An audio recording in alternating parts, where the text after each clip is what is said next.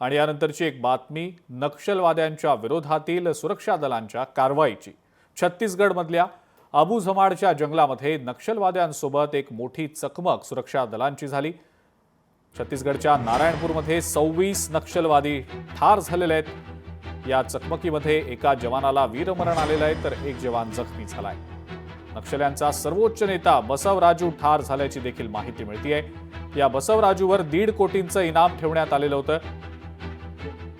तो ठार झाल्याचं अद्याप गृह मंत्रालय किंवा छत्तीसगड पोलिसांनी अधिकृतरित्या जाहीर केलेलं नाही। मात्र तरी सुद्धा बसवराजू ठार झाल्याचं बोललं जात आहे। या चकमकीमध्ये एक पोलीस मित्र आणि एक पोलीस जवान जखमी झालेले आहेत। दरम्यान पंतप्रधान मोदींनी एक्सवर पोस्ट केलेली आहे आणि सुरक्षा दलांचं कौतुक केलंय। उल्लेखनीय यशाबद्दल सैन्याचा अभिमान आहे। आमचं सरकार माओवादाचा धोका दूर करण्यासाठी तसंच लोकांना शांतता आणि प्रगतीचं जीवन सुनिश्चित करण्यासाठी वचनबद्ध आहे। 50 घंटों से सर्च ऑपरेशन चल रहा था जिसमें मुठभेड़ हुई है और 26 से अधिक नक्सली उसमें मारे गए। कुछ बड़े कैडर की भी होने की संभावना है। जवानों की भुजाओं की ताकत पर एक और बड़ी सफलता, एक और बड़ी कामयाबी हमारे पूरे क्षेत्र को लाल आतंक से मुक्त करने के लिए मिली है। मैं हृदय से बधाई देता हूं जवानों को। एक हमारा जवान घायल हुआ है परंतु खतरे से बाहर है।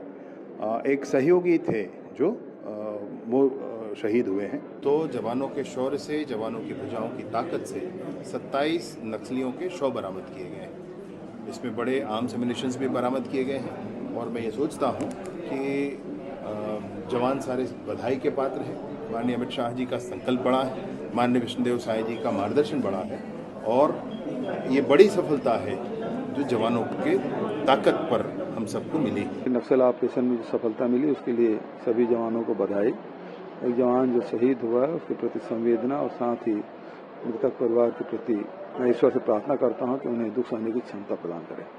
जो शहरी नक्षलवाद आहे, माओवाद आणि नक्षलवादाला वेगळ्या पद्धतीचं धनधान्य पुरवठा करणारे मास्टर माइंड जे लोकांच्या मागे असतात, ज्या संघटना असतात किंवा जे व्यक्ती असतात, अशा संघटनांना कशी बंदी घातली पाहिजे, या राज्याला धोका पोहोचवणे, 14 कोटी जनतेला धोक्यात आणणे, असा एक कायद्याचा आम्ही फ्रेमवर्क केला आहे। तो कायदा पब्लिक डोमेनला आहे, त्याच्यात आपल्याला अभ्यास करता येईल।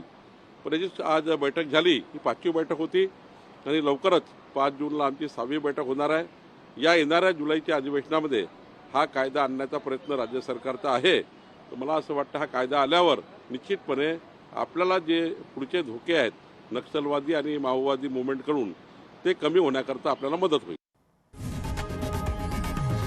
लोकशाही मराठी ऐका, पहा, जागरूक रहा।